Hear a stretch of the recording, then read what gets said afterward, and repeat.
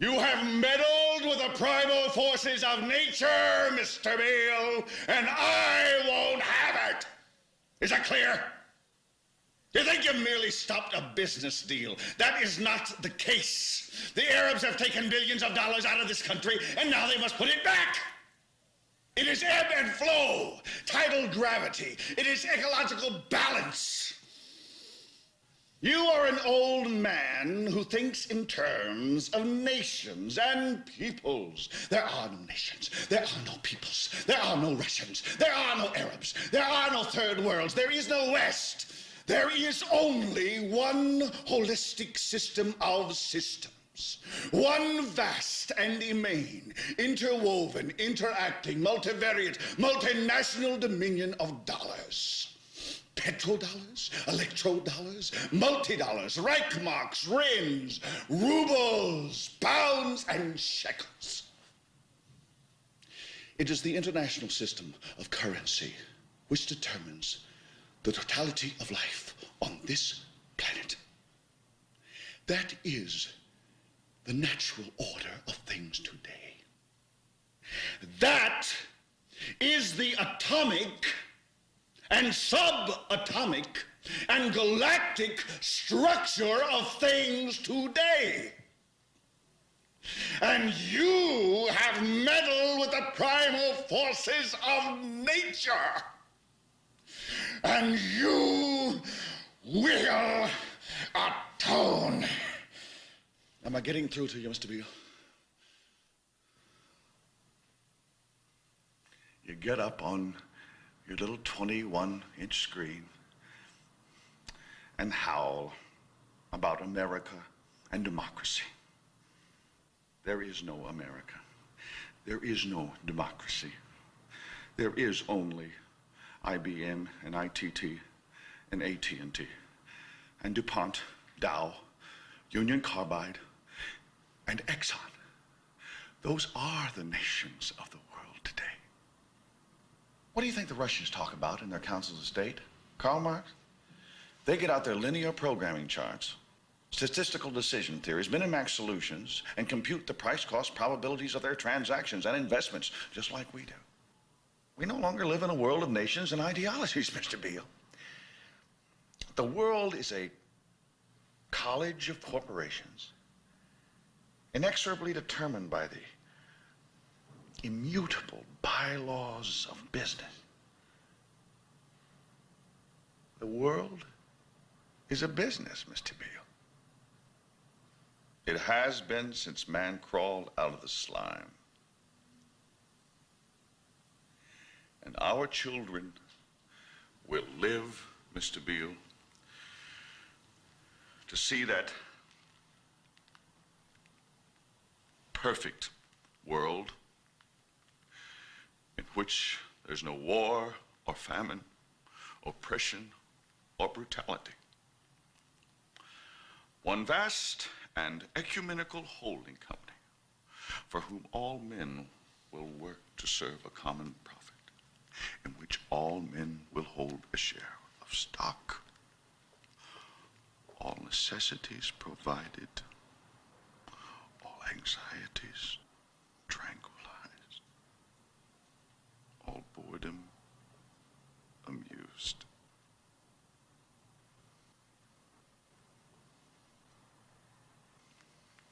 And I have chosen you, Mr. Beale, to preach this evangel. Why me? Because you're on television, dummy. 60 million people watch you every night of the week, Monday through Friday. I have seen the face of God. You just might be right, Mr. Beale.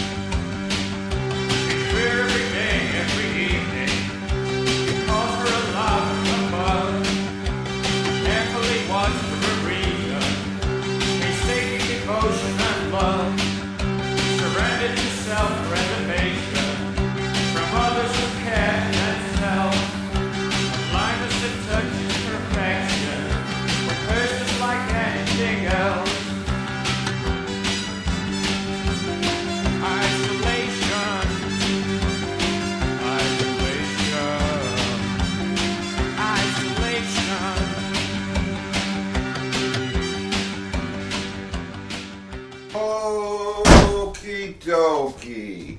Bonjusco is finally back in the house. Had to go get his coffee out of the microwave and was running kind of late. I gotta try to get this out like as soon as I can because I got other things going on. It is currently Thursday morning at 11:04, and we're going to talk about some bullet points. We're going to talk about Chapter 3, but we're going to talk about Chapter 3 on media consolidation and mergers with a disclaimer. I'll talk about that in a minute. A friend of mine comes up. I have this friend. He is a peddler and just strange and curious items. And he brought over this here's what it is. It's a full replica. Look, it's the moon. It's the moon. It's a detailed version of the moon. And it comes in different, I don't have it fully powered, but it usually has like yellow and like white. And he just comes over with all this stuff. Well, yesterday, he comes over to my abode, my fortress of solitude,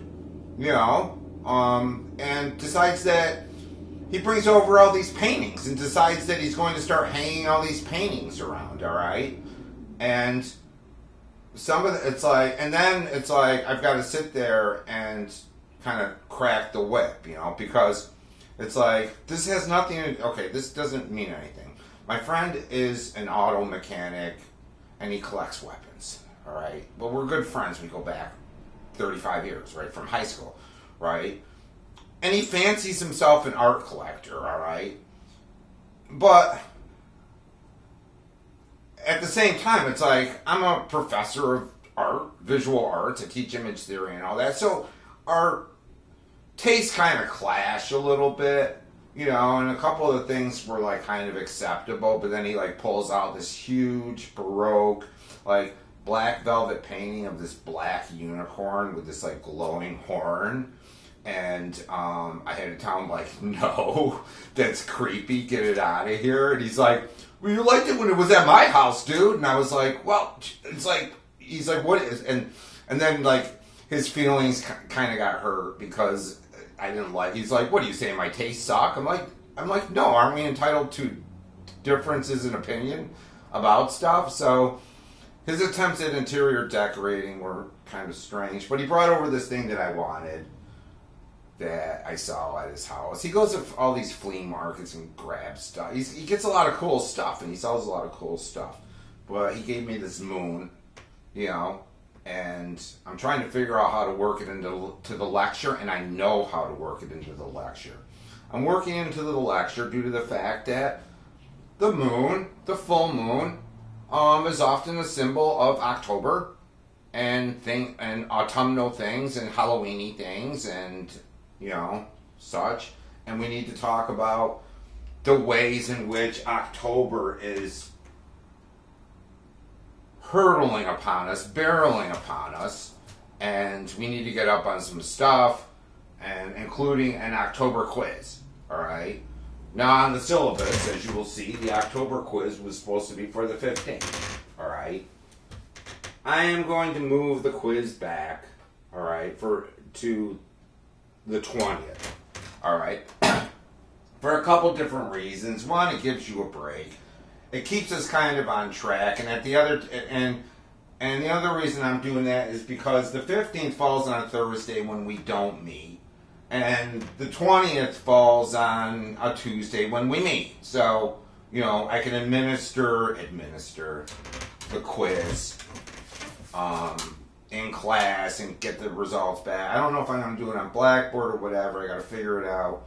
All right, but that quiz, heads up, is going to consist of.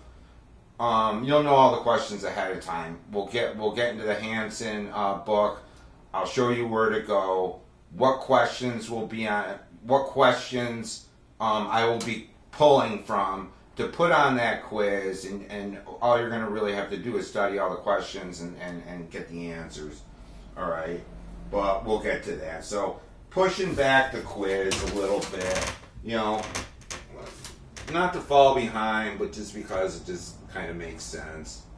So that's why I got October. October is barreling. It's coming like this. And that's that. I like it. I think it's cool. All right. So pushing back the quiz, other bullet points. Chapter 3 in the Ralph Hansen book on the media business, consolidation, globalization, and the long tail is okay. But I was even talking to the chair of the department, Tim Skinner, and we teach the same class, and I called him yesterday, and I was like, hey, this Hansen book is kind of shy on a few different things, you know? Primarily, like, a lot of the ethical and political implications of consolidation, globalization, and conglomeration, he kind of just, for those of you who have read it, and he talks about Mark Zuckerberg and Cambridge Analytica and Facebook, and we'll go over that, but a lot of it, to me, just kind of was, he gives like the history and a kind of laundry list of all these different, you know, huge media acquisitions and mergers, everything from CBS to Viacom to Doodle. But at least within this chapter and with the review, he doesn't really talk a lot about some of the ethical and journalistic and considerations and you know, everything from like, you know, what you're entitled to in a democratic public sphere of free speech where you should be hearing from a lot of different opinions and different variants and different independent news sources and a robust, you know, journalistic fourth estate. That's what they call it, the fourth estate, as opposed to the other governmental estates that our forefathers drew into the Constitution, this whole idea of a free press, and the ways in which, and we really need to talk about the ways in which, you know, the big fish eating up the little fish have a tendency to mess around and tweak the founding fathers' original vision of what constituted a true democracy. And Hansen just kind of glosses over it. Having said that, all of the questions will come from Hansen, all right? And I had talked to Tim Skinner about it, and he had done the same thing that I did. And he had gone back to our prior mass communication textbook that is, for me, like, in like several pieces by Stanley Barron, called Introduction to Mass Communication, Media Literacy and Culture, 10th edition, and found that Mr. Barron did a more robust job at covering some of these aforesaid issues. So the lecture is going to be kind of a hot, and I might even go as far as sending you guys out, maybe I'll scan it because I don't have an e-copy of it, scan you the chapter in Barron and send it out to you just so that you can compare the two commensurate chapters in both texts and make a decision for yourself who does the better job of doing the coverage. I'm not saying that Hansen doesn't do an adequate job, but he leaves out certain dimensions that I feel are like crucial for an understanding of like the overarching long-term effects of like this 5 companies owning like all the media content in the world. There's implications to that. And far-reaching implications, political, social, cultural, psychological implications. But I'm going to do a kind of hybrid lecture using Hansen and Barron to talk about the media business and this whole idea of consolidation and when things go global, like they have. Going to bring up real quick I will bring up the Hansen PDF text here. Bear with me. And we'll go to chapter 3. while I'm also doing the PowerPoints.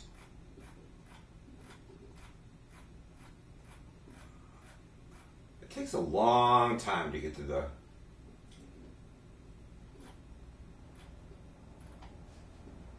initially goes over the bullet points of what we're going to learn. I know what I did to Mark Zuckerberg. I just couldn't help myself. All right, I'm, you know, I bear the responsibility for it. You know, but you know, I'm exercising my, professional rights to free speech as a college professor. After studying this chapter, you'll be able to, one, describe how the media developed as a private, emphasis on private in this country, industry in the United States. That will not be the case for a lot of other countries, all right?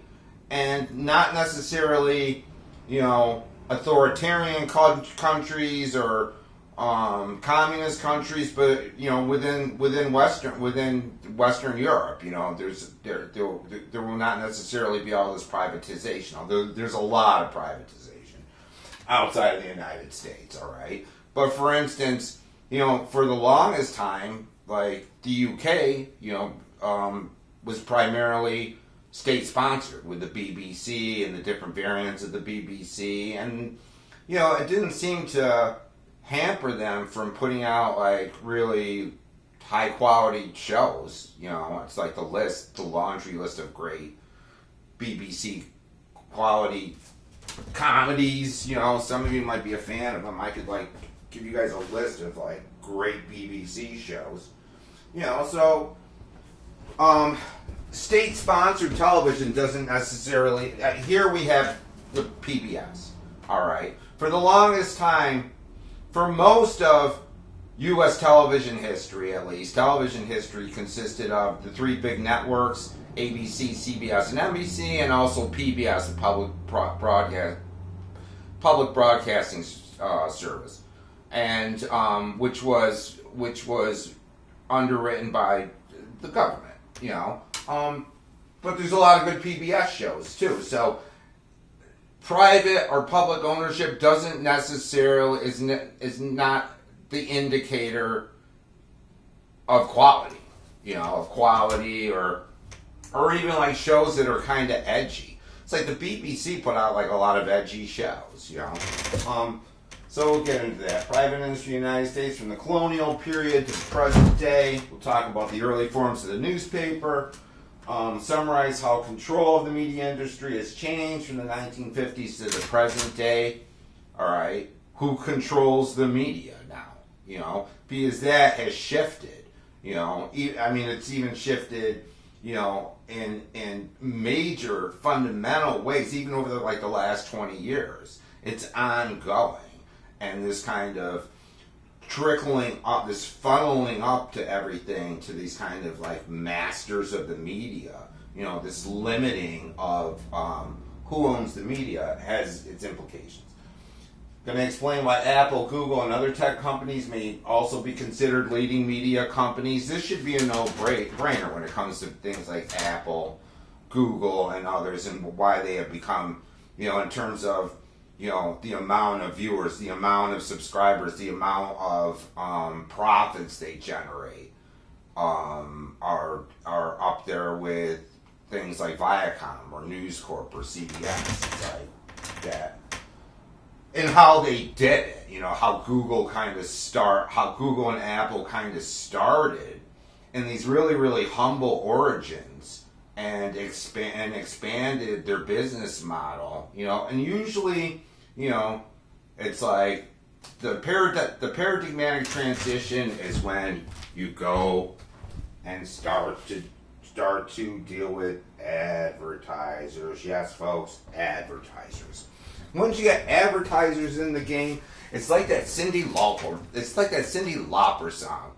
Money changes everything, you know, and we'll have to get into like, you know, how these models kind of changed from, you know, a non-advertising model to a model that was predicated on advertising and sponsorship, you know, and not that there weren't positive things that came out of out of that. There's a couple, maybe. Not that many, but there were. All right. Explain how media companies struggle with the concept of how big they should be. This is a question of what they call scalability. You know, because sometimes it's like what we found in the past with other industries in this country, especially during what we call the Gilded Age, the turn of the century, when it came to major industries in this country, whether it be like steel, coal, automobiles, the media, that they would just get too big for their britches, and they would form what we call a monopoly. And you know, constitutional scholars and legislators and taxpayers would be like, hey, wait a minute. It's like, if you get rid of competition, you know, it's like, we're just like, you know, we're at the beck and call. It's like, they can like just dictate the terms of like how much they're going to charge us. So there's always these, and there's this just really, really incredibly complex history of how the United States court went after these like big industrial giants, the Rockefellers and the Morgans and the Vanderbilts, and broke up these monopolies in order to generate generate competition again.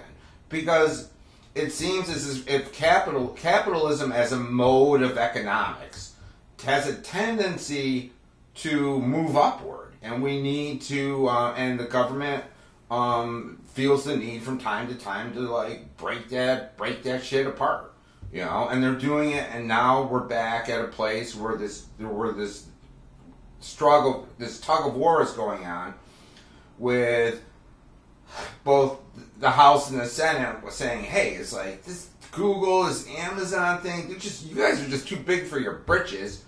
You're monopolizing, you're like buying out the competition, and you know, it's like we should have a market that is predicated on choice and competition does what? Competition makes people like lower prices, and it's good for you. It's good for you.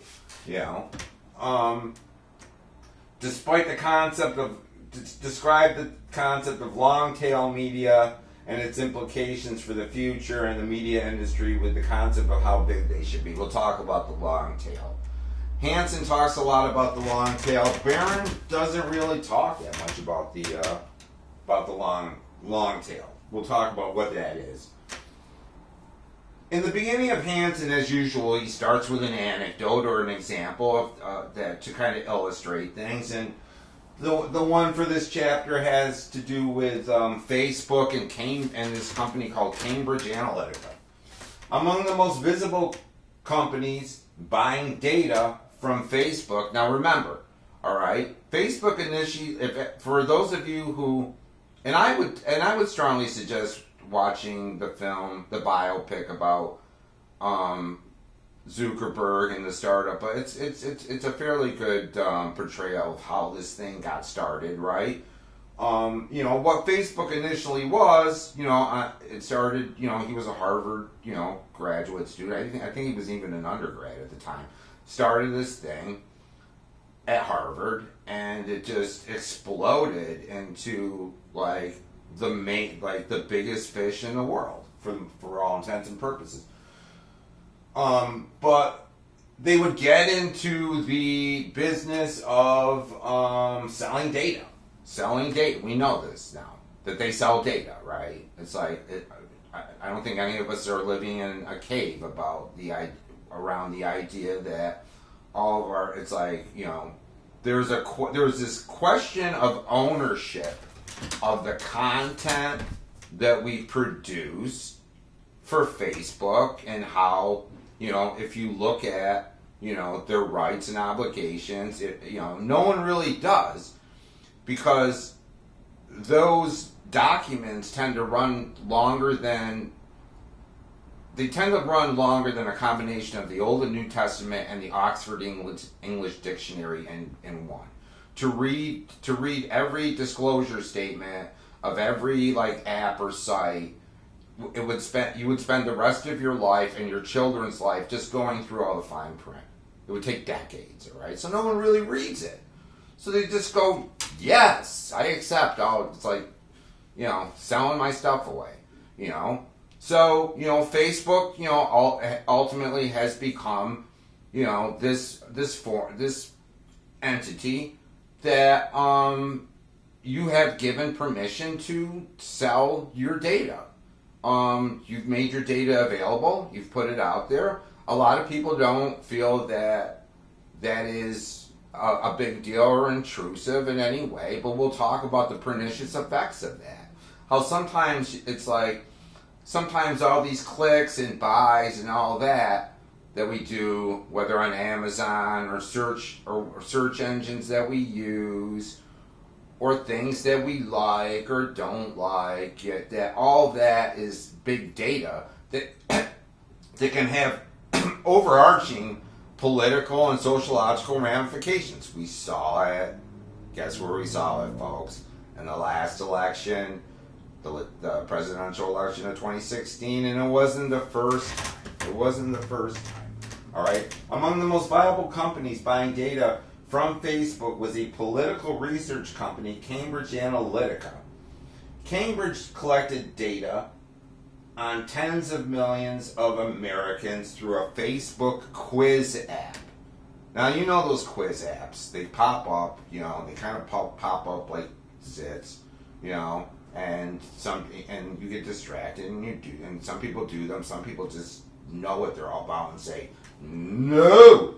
And some people do them, but when this particular quiz app was used, the data was used from this quiz app to help political candidates and movements, often ones that might be at odds with the values of the people who took the quiz. Get that? You might be like this staunch raving, on either side. It's like you might be this staunch raving Republican, emphasis on raving, or you might be this like progressive liberal Democrat, and your data might be used to serve the guy that you or lady that you don't want in there because you don't like her, But it's like how our data gets used is becoming a very, very important issue within the digital world. Who's using it? For what reasons? And a lot of people stay naive to the overarching effects that this might have to civil liberties, freedom of speech, what things are going to look like, and the pat response to a lot of naive people is like, well, I have nothing to hide, so they can't come after me. It's like, folks, doesn't matter. All right, your stuff can be used in nefarious ways, whether you're doing it. It's not always just a question of them looking at you, but them taking stuff from you, taking data from you. We'll talk about that, and we'll talk about how, in this ostensibly free service that you use, and other ones, not just Facebook, that you get for free, that you are generating a profit for them. You are generating profits for them, all right? And you don't even know it, you don't even have to buy anything. To outright, buy something, you're generating profits. Okay, so let's get back to this. When Cambridge's use of the data was revealed, there was a big story about it. It got revealed that Cambridge Analytica had bought all this data, and they had used it. Basically, it was criminal. What they did was basically criminal. They got their hands caught in the cookie jar. When Cambridge's use of the data was revealed, Facebook suspended the company's access to Facebook, and the scandal surrounding it eventually resulted in the company being shut down. It was just, they shut them down. That's how nefarious the whole thing was. Jeff Chester of the Center for Digital Democracy told the Washington Post, quote, "The closing of Cambridge Analytica doesn't stop the problem that voters and consumers face in terms of a growing loss of privacy and a gross misuse of their data." Loss of privacy and misuse of data. It's a full moon. It was a full moon the other night. People were acting nutty. Cambridge Analytica's practices, although it crossed ethical boundaries, is really emblematic of how data-driven digital marketing occurs worldwide. This is becoming the norm, is what Hansen's trying to say. This is becoming like normal operating procedures, right? All over the world, all right? Happening with the Russians, happening with the Chinese, happening with the EC, happening with us, happening with everyone, right? That it's becoming like a normal state of operations. Kind of like the way that insider trading, became like the norm for like Wall Street traders for a while. Like everybody's doing. It's like one of those things where it's just illegal, but if everyone's, it's like jaywalking. If everyone's doing it, how bad can it be? Well, come to find out, it could have like far-reaching implications. The closing of Cambridge Analytica doesn't stop the problem that voters and consumers face in terms of a growing loss of privacy and a misuse of your data.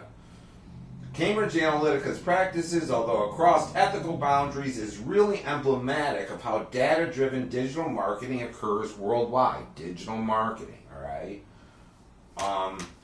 Americans are currently helpless to stop the massive flows of their personal information now regularly fed to Google, Facebook, and many others. All right, you have very little regardless of the privacy settings you set up, the deals that you make. All right, in many ways, this is what is called a Faustian bargain. All right, a Faustian bargain being based on this great novel that you should read in high school, but they don't, called by Johann Wolfgang von Goethe, called Faust, and basically it's this character Faust, has all these overarching ambitions, so he makes a deal with the devil. All right. Well, any deal with the devil tends to have a certain backlash to it. Payback is what it is, folks. And we can see that. We were talking the other day about the Twilight Zone episode and all that, and it's like. So hence the term Faustian bargain came up into the vernacular to symbolize a deal with the devil. So in a lot of ways, it's like, when we sign up and start giving our information over to some of these giant social media and search engine conglomerates, it's like, it's like game over. As far as intellectual property rights, in terms of the ways they can use and or misuse your stuff, and this is the this is the bargain that we make. Am I saying like don't use Facebook? No.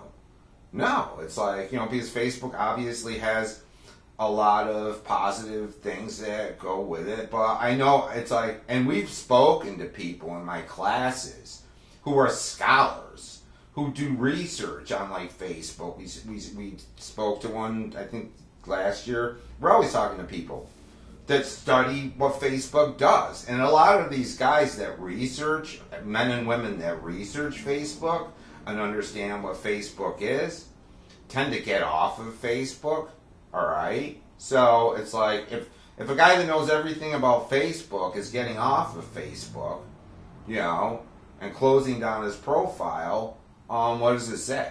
What does it say? Remember when we were talking about opinion leaders? Remember we were talking about the idea of going, making our decisions based on the guy that knows, the man or woman that knows the most about a given situation? It's food for thought. It's food for thought. In recent years, ownership of newspapers, books, and magazine publishers, recording labels, movie companies, internet companies have become increasingly concentrated. Moving from the hands of families, a lot of these, especially like legacy media, a lot of these companies and conglomerates were owned by a family. Not unlike the Walton family for Walmart, right? There was a wonderful show on HBO a couple of seasons ago. I don't know if they're continuing it. I think they are, called Succession. It was a really good show, and it was about this media mogul family and all of the infighting and drama and infantile it's like it was just really really it was this really scathing critique of the values of like the 1% that I would suggest you watch. I would suggest you watch it. Steady check something for a minute.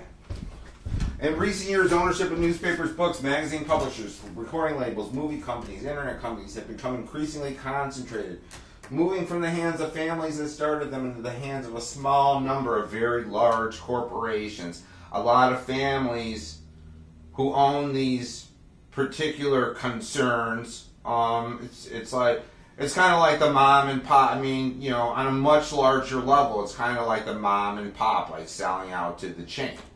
You know, and for you know, it's like, you know, it's time to retire or it's time to do something. It's like you sell this thing and, you know, somebody takes it and kind of waters it down and turns it into something that sucks. However, entrepreneurs are able to use digital technologies to create new media that can turn upside down big media's focus on using traditional tools to deliver media using the same techniques they have for years. So there's this kind of like tug of war that goes on, or this seeming tug of war, as some media analysts and some media theorists see it, that the little guy does have some power in this game.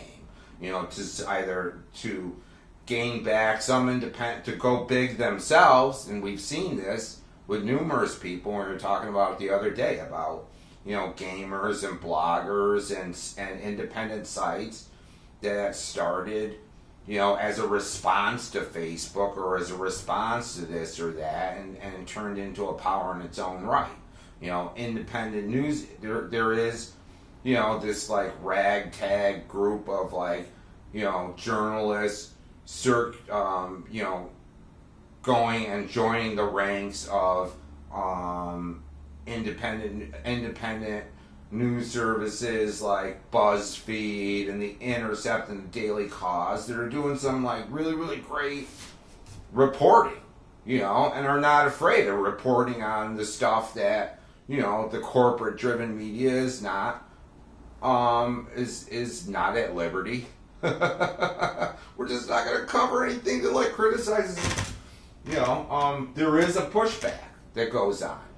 But it begs the question, is the pushback enough? You know, who is the pushback serving? If the pushback is only serving a small percentage of the American public, like how powerful is it? You know, how powerful is it in decision making? You know, and we'll look at all that. Instead of looking at the media as a unified whole, we look at who owns and controls the varied mass media and how news channels are emerging rapidly. That's what Hansen does. That isn't necessarily what Barron is doing in this chapter. All right, let's go back and talk a little bit about where this whole newspaper thing came from. All right, started in England. All right, but very quickly, you know, the colonial America caught on. You know, pre-Revolutionary War America caught on to the idea of like, you know, we're talking like, you know, the early 1700s. You know, it's like there's a lot of printing press in the United States. There's a lot of printing presses all over Western Europe and the UK. But the whole idea, but for most of the history of printing, it was primarily had to do with like religious stuff. You know, whether it be like the Bible or Martin Luther's like thesis on the church and all that stuff that, you know, most of printing, you know, during the Renaissance, and that's not to say that there wasn't like the humanities represented. Certainly we saw people publishing, you know, great works of literature and great works of philosophy, but the bulk of it was like religious stuff, you know. Political and secular, the need for like political and first of all, it's like most of Western Europe is monarchical and has a king who doesn't take kindly to somebody going around talking about him or her.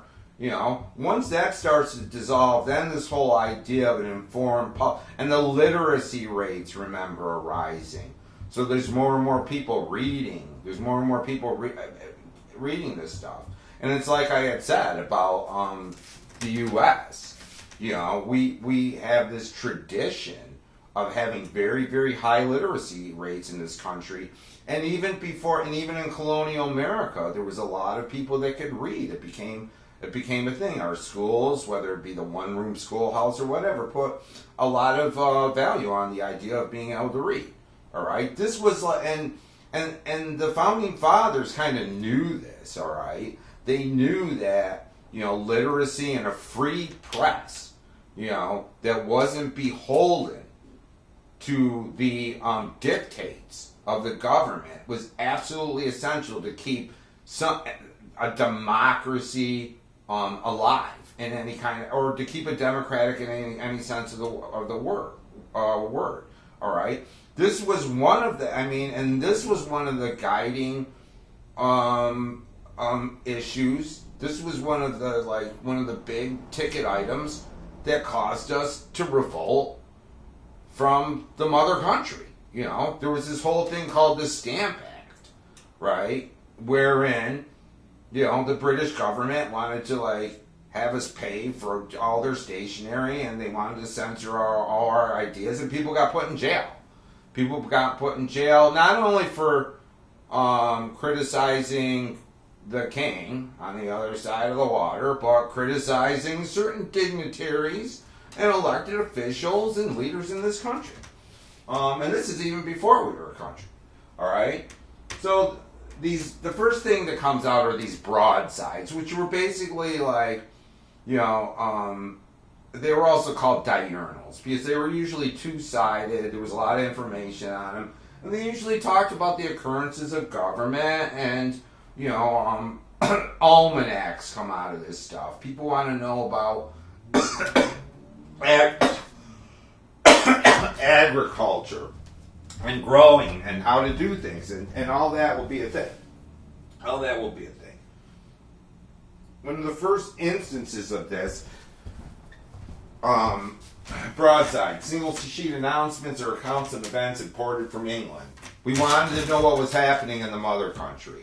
So these broadsides were because that's where the action was going on. That's where all the decision-making processes were going on before the revolution about what we could do over here. We were still a colony, so we were kind of looking to Mom, you know, for what's Mom doing over there, you know, and what are they saying over there about us, you know. In 1690, there was a Boston bookseller and printer and coffee house owner, Benjamin Harris. Coffee houses were a big thing. All right, coffee houses, pubs, public squares, and a lot of historians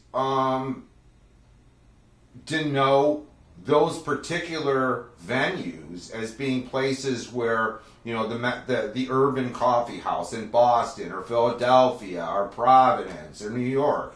Those were the places where politics was getting done, where there were these discussions and debates and people were reading stuff, you know, and a lot of time. And I mean, it's kind of like, in a weird way, it's kind of like how Barnes and Noble and Starbucks kind of go together, like chocolate and peanut butter and Reese's. You know, it's like the idea of having a place where you sit and drink coffee and read. You know, the only difference is that, you know, back at this time in these coffee houses, people would, you know, people like, you know, Samuel Adams and all these great, Thomas Paine, they'd go to the coffee houses and they'd read stuff and they would express their opinion, they would debate stuff, and they would form and they would organize stuff in these places. You know, this whole idea of the public sphere, you know, where things got done, where people met in person as opposed to Zoom or collaborate, you know. And there wasn't this muteness. There was this idea of of it being a kind of sanctuary, you know, and pubs too. People would go and, you know, drink their thing, and usually I'm sure that the debates that went on under the influence of alcohol were probably a little bit more spirited, if not just more outlandish than the ones that went on with people drinking coffee. He puts out the first newspaper in this country, and it's published under the really sexy title of public occurrences, both foreign and domestic. It only lasted a day. It was a newspaper that lasted a day. You know, not unlike the marriage of, who was it? What's his name? From Dennis Hopper and Michelle Phillips from the Mamas and the Papas that supposedly lasted one day. Yeah. It only lasted one day. Harris has been critical of local and and why did it last a day? Because he was calling people on their crap. And they were like, oh, we're not going to have that. And it's like, boom, it's like one day. It only lasted one day. Harris had been critical of local and European dignitaries and also had failed to obtain. They always get you with the license part of it. The license part. One of the earliest successes in the publishing industry happened to be none other than good old Ben Franklin, one of the founding fathers. And it behooves us to kind of talk about how he did that, because it was very popular. Says about Franklin, or at least Hansen says about Franklin, newspapers of the colonial period were much smaller than those that come during the 1800s. You know, they were smaller. There was less going on, you know. There was less people. They could nevertheless be quite profitable. People sold them and made a profit. Because it was still kind of expensive to print stuff. So, you know, there was kind of this kind of elitist thing going on that you could get the information of the day, you know, depending on whether you could afford it or not. I'm sure it wasn't all that expensive, but it was probably more than a cup of coffee. They could nevertheless be publisher and statesman Benjamin Franklin was relatively wealthy. He became relatively wealthy. He became wealthy enough that if you see his portrayal in the HBO miniseries John Adams, he was always in Paris running around with women. And he had money. Publisher, he became relatively wealthy, publishing the Pennsylvania Gazette. Although his success was due at least in part to his ability as postman. He was the postmaster general, right? So he kind of had, you know, it's like in Marx's terms, he kind of had control of the means of production and sending things out. And he also, you know, engaged in that tried and true method of competition called shutting down everybody else, right? To prevent competing newspapers from being distributed through the mail, you would just shut them down. So it's like, you'd be like the big dog in the pound. You know, Franklin, along with several other successful publishers, was able to use his paper's profitability to improve his publications and increase his success. It was actually good, you know, for the time. You know, covered a lot of different things. It was good. He was a great writer. You know, he was witty and he had a lot to say. He had enough, and some of the great slogans of the American Revolution were supposedly came out of his mouth, such as, you know, if we dare not hang together, we will surely hang separately, and all that other foo-fura. He was an intense competitor, vying with other publishers for the top writers and editors in the book, newspaper, and magazine business, you know. It's like, once again, this was a paradigm that was predicated on, you know, the more talented your people. It's like, you know, we kind of like kicked that to the curb, that whole like business model of just getting, except for like maybe high tech.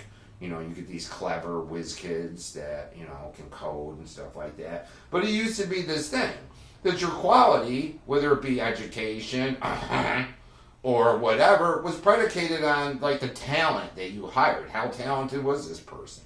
You know, and he saw talent.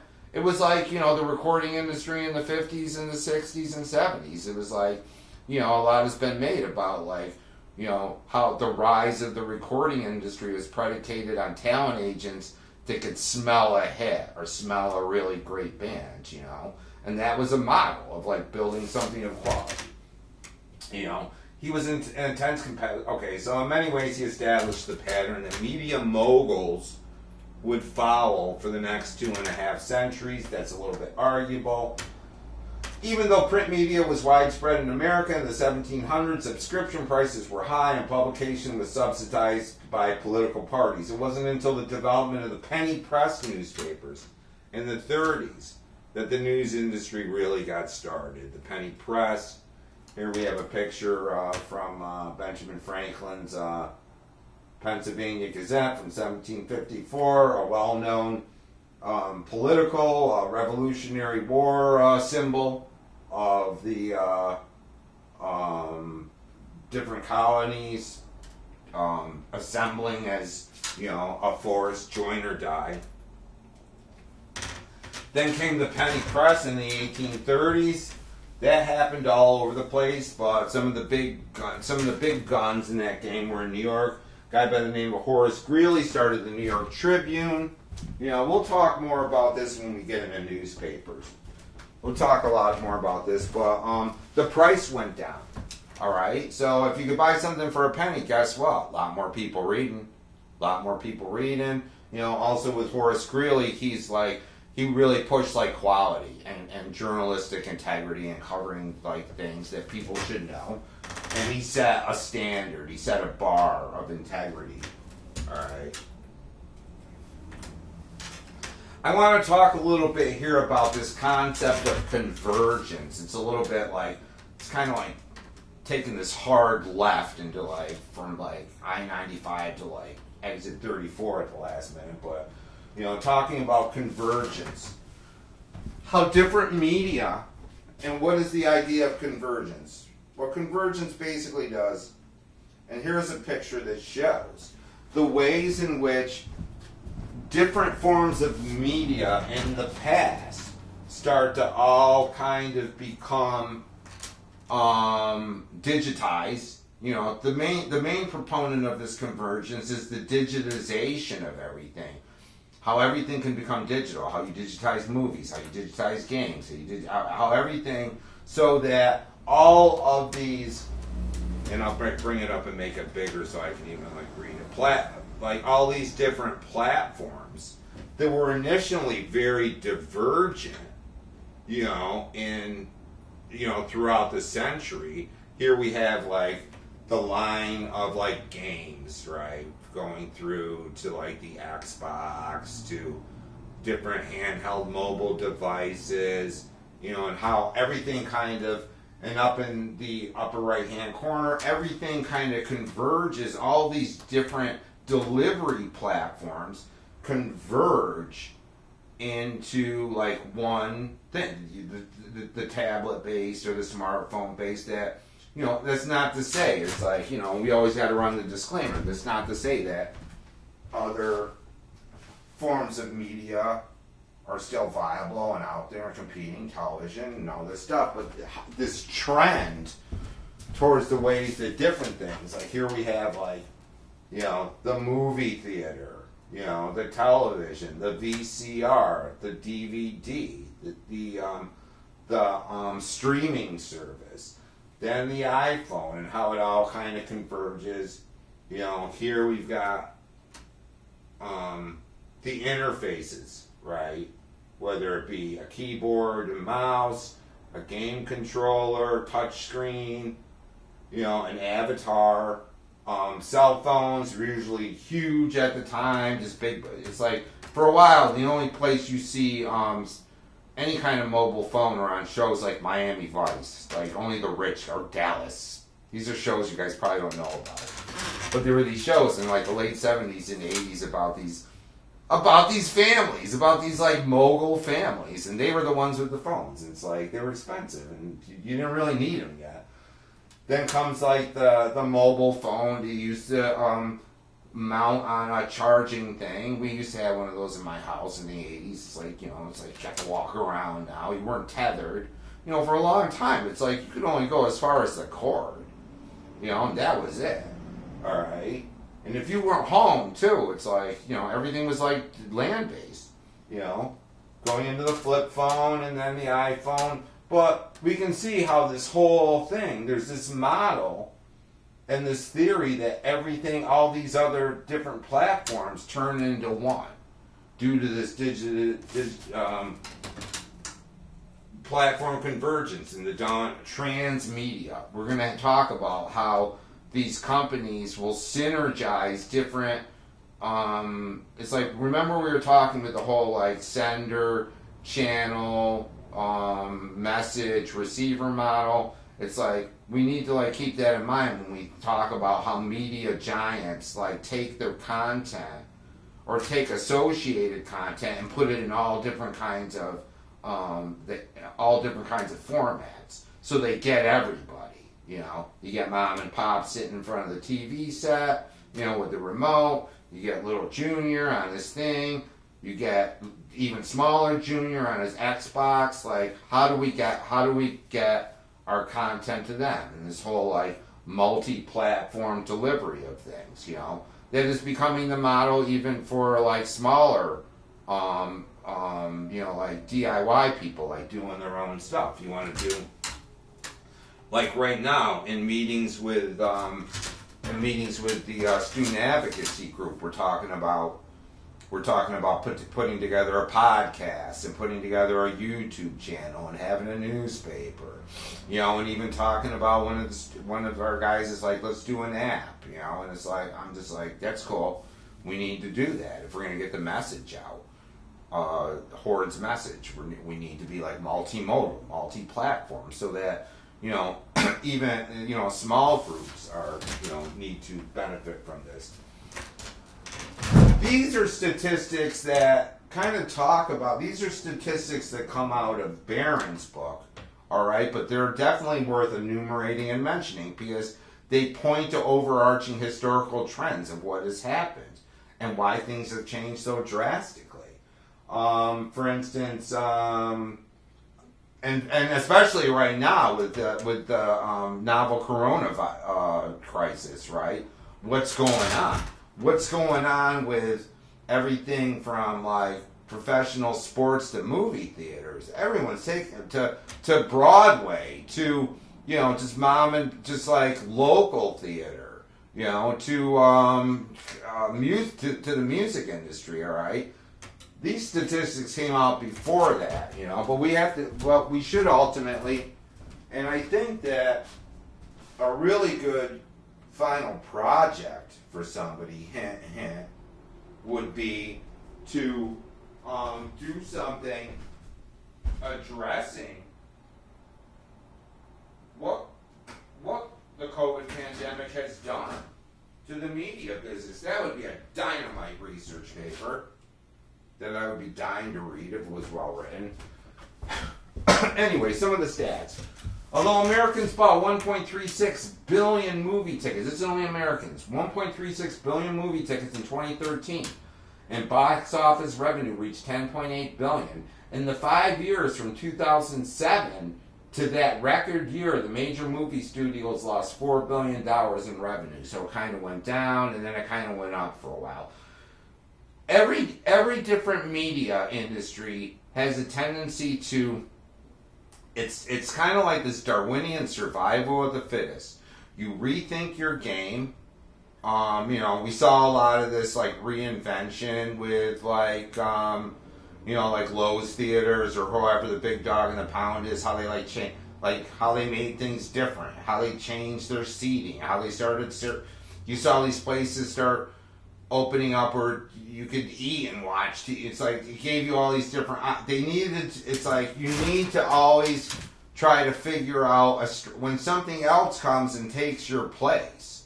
You know, like the DVD industry. You know, the DVD industry, and then Netflix were these huge competitors with like box office movies. So they had to find ways and means and ways of holding back the tide, you know, to get people in the seats. So they would reinvent themselves in a lot of ways. The downward trend in annual sales of recorded music that began in the late 90s finally stopped in 2012. All right.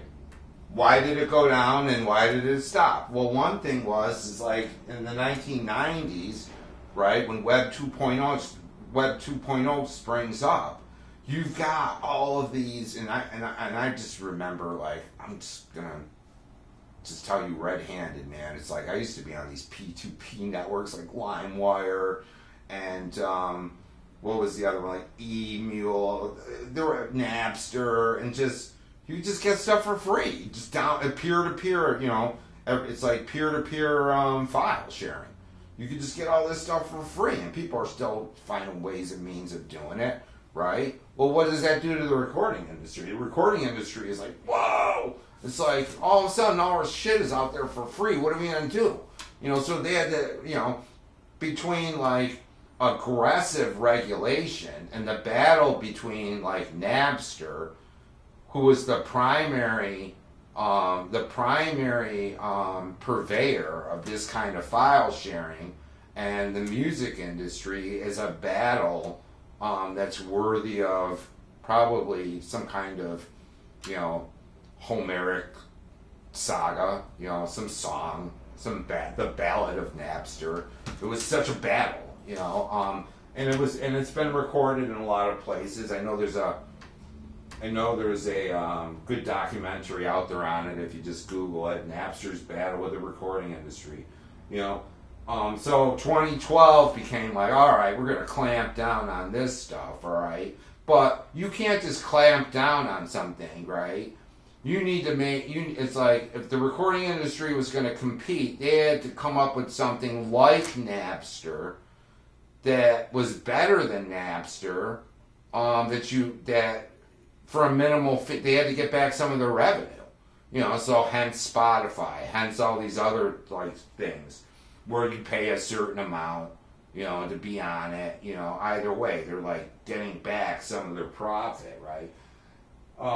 Finally stopped in 2012, which showed a 0.3 increase in sales to $16.5 billion, but this is still far off 1999's high of $38 billion, right? They needed to keep survive. They needed to basically survive, and they did. You know, were they making the same amount of money? No, but they survived. And the people at the top of the food chain continued to, you know, and the performers continued to, like, make these handsome salaries. You know, they're rock stars. They're whatever, hip hop stars. They give them a lot of money. 15 years ago, as of the writing of this was written in about 2017. It's not that old, 2018. 15 years ago, the four major broadcast networks commanded 61% of all television viewing. Today, their share hovers around 30%. The big guys, that's done, right? And that happens in the 80s, all right?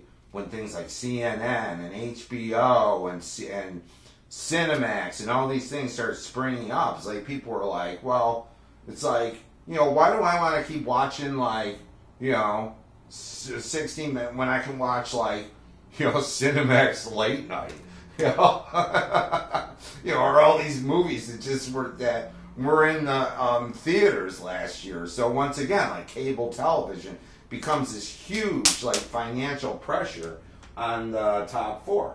Today, their share still hovers around 30%.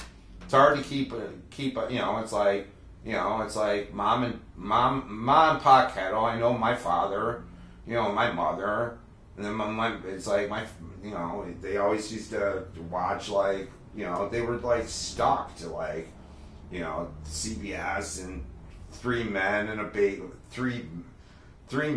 or whatever was on. They would, what was the one about the hardware guy? What was the one with Tim Allen in the heart? It's like those shows, you know, Monday Night Football, CBS. It's like, you know, it's like. So it's like you keep this, like, core audience, right? The top rated show in 1985, ironically, was The Cosby Show. Bill Cosby. Some of you might know about Cosby. Cosby was huge. That show was huge. And everybody watched it, you know? And that was in the 80s. They still kind of had this, like, stranglehold on the industry. Top rated show in 85 is The Cosby Show, viewed by more than 30% of all homes watching television. In 2012, it was American Idol, drawing about 15%, all right? American Idol was huge, right? But not for its time, right? But look at the numbers, right? it's like American Idol is still huge, but compared to Cosby, Cosby had double the amount of viewers due to the fact that there were fewer options. You know? It's like American Idol still kept this ascendant status due to the fact that, you know, but only half that of Cosby. From 2007, DVD sales have fallen dramatically. They're kind of like who does them anymore? It's like I kind of do them still. Because it's like I'll go to like the store every once in a while and I'll find like the cool, or friends of mine will come over. DVDs are still cool because what do DVDs give you? DVDs give you a lot of how did the DVD market continue to compete? They would give you things. I like this too, by the way. They would give you things like the director's cut and a lot of like DVD extras, right? That you can't necessarily get. Sopranos, the complete second season. I'm sure I haven't watched this yet, but and I've seen the Sopranos so many times, but I'm looking forward to seeing what, like, you know, why do we still buy DVDs? For the perks. For all the behind the scenes stuff. And a lot of that is really good content. American Gangster, I've never watched it. Somebody let me know if it's good. Should I watch American Gangster or not? It's got Denzel Washington and Russell Crowe in it. DVD sales have fallen dramatically. For example, as much as 20% between 2010 and 2011. Rentals too are down, dropping 11% in that same time. Why, you might ask? In a few very simple words: Hulu, Netflix, YouTube, Vimeo, other cable channels, all what we will call niche marketing, you know, will destroy DVDs. Is DVD still a thing? Yeah, there's still Redbox and stuff like that. But it becomes a question of like, it went from this to this, you know, and every industry is always attempting to rethink, especially the big media giants. You know, they want to be on whatever boat is the new thing, you know, and they'll take all their money out of DVDs and they'll put them somewhere else, whether it be, concurrent broadcast. It's like now what do we see? The models being things like, especially now in the COVID-19 crisis, like you're watching first run movies like at home. You don't have to, there's no lag at all, you know, because they just decided, hey, it's like, you know, I think that the new Disney isn't like the live action Mulan, like, that didn't even go to the theaters, right? Kind of went straight to, and I guess like the Chinese are having some problems, somebody's having problems with it. Video game industry revenues from sale and rental of both hardware and software declined 8% between 2010 and 2011, a fall that would have been steeper if it were not for the growth in mobile gaming. All right, hardware and software, right? It's like all of a sudden it's like, you know, why use it if you can get everything on your mobile? All right, so there's this hit. Is it a huge hit? Not as huge as it could have been. You know, because Xbox and whatever is out there right now found ways of kind of turning that little black box into more than just games. You know, and the games got better and better. Sale of printed books, believe it or not, the sale of printed books peaked in 2005, but has declined ever since. And that continued. Printed books, it's kind of turning into a thing of the past. Do people still do it? Yeah, it's like, you know, we do it in these, I do it still, but I'm like a freak. You know, most people are using Kindle or just not reading at all. Daily and Sunday newspaper circulation, magazine circulation revenue, and commercial radio listeners all went down. That was a given. That was a no-brainer. You know, and what did they have to do? They had to rethink their game, right? And just like what's going on it's like the pandemic as a leveler of competition. Now it's like this is not something new. You know, businesses closing due to the pandemic, although it's due to another force other than market competition, same kind of thing. It's always like, can you stay viable? Can you rethink your game? How did restaurants attempt to rethink their game? It's like a lot of places have closed. Same thing with like media, media competition. So we saw newspapers start to rethink themselves. Now we get to like this concentration of ownership, all right? And here's one about media consolidation. And we got to talk about media consolidation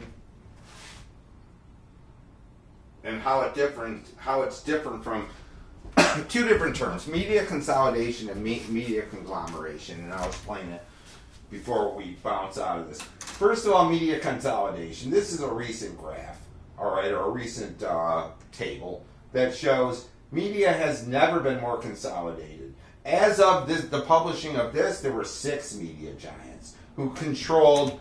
Okay, here's the takeaway, folks. 6 media giants, all right? GE, News Corp, Disney, Viacom, Time Warner, CBS. These are the 6 companies under their umbrellas. For instance, GE, notable properties, Comcast. That will change. Comcast will Hanson will cover how Comcast becomes like a medium-sized fish to a big fish. They're always like, it's like a tank of like piranha and guppies is what it is. It's always like this, man. It's like a Shark Tank. Binds, mergers, acquisitions. It's just this Darwinian, this like business version of Darwin's survival of the fittest, right? But GE at the time of this owned Comcast, NBC, Universal, Focus, Disney. At the time of this, right, owned ABC, ESPN, Pixar, Miramax, Marvel. Now they own the entire Star Wars franchise. And a lot of people that were fans of this material, such as Marvel people, Logan Barnett, and other people, like wondered about what Disney known for what. Disney is known for what? For the most part. Light-hearted, childhood, user-friendly, family-friendly fare. Was Marvel going to lose their edge? Was Star Wars going to turn into just another version of, Moana? Was there going to be any edge to it? And those are viable questions. Whoever owns the media, and when 6 people own 90% of what you see, hear, and play, it's like, what does that say about variety? What does that say about a difference in opinion? What does that say about edginess? What does that say about innovation? If you're not forced to change anything, you might just keep on churning out the same bullshit year after year and calling it something different. Right? That is the threat. It is a threat about creativity and the quality of what you're able to have in terms of culture. Children 8 to 18 year old. Okay, so here's one about kids. 8 to 18-year-olds spend more than 10 hours and 45 minutes a day as of this. 10 hours and 45 minutes a day with media content, up more than 2.5 hours from 10 years ago. Kids were always watching TV. All right, kids were always playing games. This is not a new game. It's just about the amounts. Now we codify it as being what? Screen time, right? And once again, the pandemic becomes this huge game changer on how much time we spend on screens, right? You're watching this right now off a screen. Considering all media used only at home in 1980, Americans received about 7 hours of information a day. Today they receive 11.8 hours, or more precisely, 3.6 zettabytes. What the hell is a zettabyte? A zettabyte sounds like a Mesozoic, like squid-like creature that you find in the zettabyte, or the zettabytes like some alien race. A zettabyte is 1 billion trillion bytes. Imagine a stack of paperback novels stacked 7 feet high over the entire United States, including in Alaska. That would be a stack of paper. It's like, that's a zettabyte. Think of a 7 feet high over. It's like, that's how much information. That's like, that's too much information. That's TMI, dude. It's TMI. Digital equivalent of all the movies ever made travel the internet every 3 minutes. The digital equivalent of every single film that has ever been made in the history of the world travels the internet every 3 minutes. In 2017, and that's not that far ago, more traffic will traverse global internet networks than in 1984 to 2016 combined in 1 year. What does that say about 2020? You know, in 1 year, more traffic, meaning data going back and forth, will happen in 2017 than the prior 22 years combined. Globally, users will generate 3 trillion minutes of internet video every month. That's globally. 3 trillion minutes. I don't even know what that... Somebody, for extra credit, figure out how many years 3 trillion minutes like amounts to. Oh. They do it here. Bongiorno's a little off on this game today. It's 6 million years of video every 30. You don't have to do it. No, sorry. I changed it. No extra credit. 6 million years of video every 30 days. Or more than 2 years worth of video every second. 2 years worth of video every second. Here we have another variation on the chart that I showed you guys before. This isn't up to date, but it gives you a general sense of who owns whom. With one of these, like, it's not really a pie chart, it's like one of those bubble charts that shows you and how they're all kind of like, and how they're all kind of interconnected too. You know, how they're kind of like, you know, Disney with ABC, and then A&E, and then A&E has got this, and AMC, and NBC owns all this stuff. And then they all, and CBS has got Viacom, but this all changed recently. Here is what I'm talking about when I talk about conglomeration. Let me get it up here.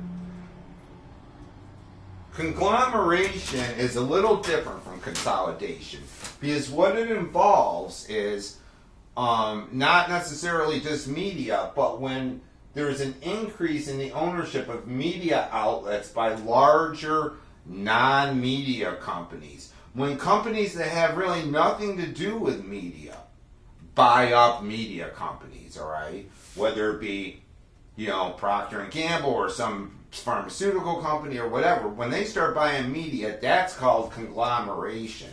That conglomeration, which basically means different things, are being so. It's like, and here's one that's very interesting. You can check it out on your PowerPoint slide. It shows 10 corporations control nearly everything you buy. All right, and this has to do with just, for instance, Coca-Cola owning all these other things that you eat. You know, it's not just Coke anymore. Kraft, all this stuff. I could bring it up bigger. We don't really have a lot of time. Johnson & Johnson, huge company.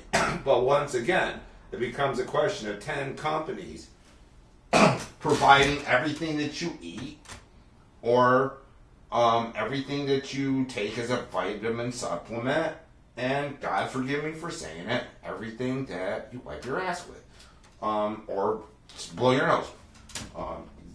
I know I'm ridiculous, but this is it. Procter & Gamble, Johnson & Johnson. These are the guys that make toilet paper. These are 10 companies that are making everything that you do. Who does Nestle does Wonka, right? Today, 6 companies, Comcast, News Corp, Disney, Viacom, Time Warner, and CBS own 90% of the media content consumed by Americans. This concentration of ownership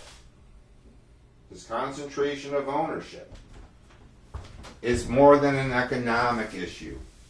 It is a fundamental principle of our democracy that we have a right to information from a wide diversity. A wide diversity. Not 6, more like 60 or 600 right?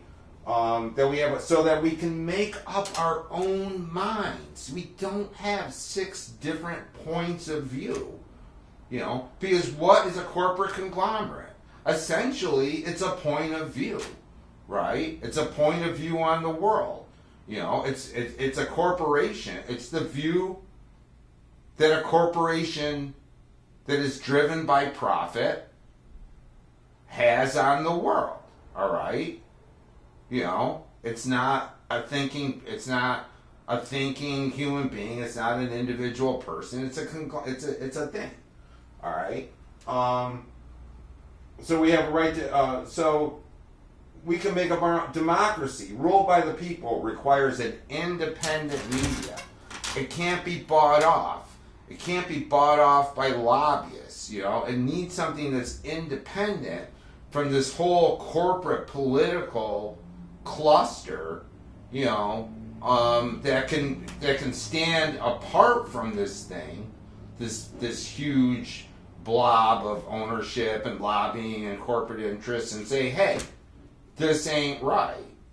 Or say, hey, they're getting a little bit out of control, or here, hey, it's like, who's going to report on Cambridge Analytica? You think Facebook has got a team of journalists that are going to go and say, hey, guess what we just did? They never do that. They never just say, guess what we just did, dude. No one does that. Even your personal life, no one really, unless they have a spiritual awakening, they come clean and they tell you, like, they used your lawnmower while you were on vacation. They feel guilty. Democracy, ruled by the people, requires an independent media. This is the crux of Supreme Court Justice Hugo Black's defense. He was a Supreme Court Justice in the 40s. His defense of an independent media in a Supreme Court case called the Associated Press versus U.S. decision. And I'm going to end with this. I'm going to end with these slides. All right. So, the AP versus U.S. It was a Supreme Court case. What Justice Black writes here is that the First Amendment rests on the assumption that the widest possible dissemination of information from diverse and antagonistic sources, all right? Not necessarily just two, either. Not just Democratic and Republican, all right? That's just two, folks. That's not every possible thing. That's two ways of looking at the world, all right? It's like, if that's satisfactory to you, how would you like it if you walked into the grocery store and you had just soda A and soda B? It's pretty much like that, right? How about if you just walked in, it's Coke or Pepsi? But it's like, shut up, you got Coke or Pepsi? There used to be the Saturday Night Live routine they used to do of this Greek place, this Greek, New York, what do they call them? Just a luncheonette, where it's all they had was cheeseburgers. People would come in, and the whole joke was you either got cheeseburgers and Pepsi, or you got nothing. And the whole joke was people would come in from out of town, they'd be like, "Could I have a Reuben sandwich?" And the guy would just look at him and go, "Cheeseburger, cheeseburger." It's kind of like that, right? Need to have dissemination of information from diverse and antagonistic sources. It's essential to the welfare of the public that a free press is a condition of a free society. Closely related to concentration is conglomeration, the increase in the ownership of media outlets by large non-media companies. And I'll end with this. This is Barron. This is the Barron book. He says, "The threat is clear," explained Vermont Senator Bernie Sanders. "What you've got today is about a half dozen major media conglomerates that own and control the distribution of the information that the American people receive. That is a massive concentration of control. And what is never discussed about this is this. What is the goal of these major media conglomerates? What's their goal? right? What do they want from you? You know, what is their relationship to you? You know? Is it to educate you? Not always. You know? Often no.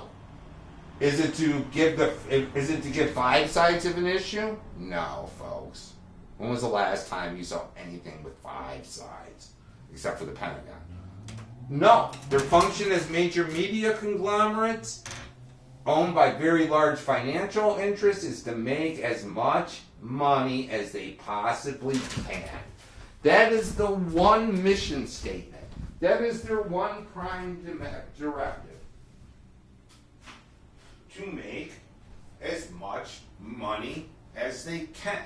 That is what is called the bottom line. And then Sanders ends with, this is a disaster for democracy. Think about it. Ask yourself, is it a disaster for democracy? Think about, do a little research on what democracy is supposed to be.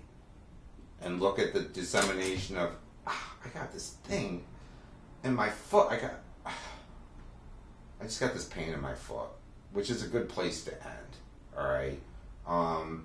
Please read chapter 3. I might put this Barron chapter up as a PDF. Remember, we'll get back together. We'll finish this up. We'll finish up this section on Tuesday. Then we can start talking about the quiz. All right. But let's read up to chapter 3. Just to get you up to speed on where we'll be going in the syllabus. If you want to go forward, you know that we're going to be doing, next thing we're going to be doing is chapter 4 of Hanson. You should be reading that for this week, the book, the chapter on books, and then right after that we're going to do newspapers. All right, so read chapters 4 and chapter 6, and be well, and have a good weekend. Bye-bye.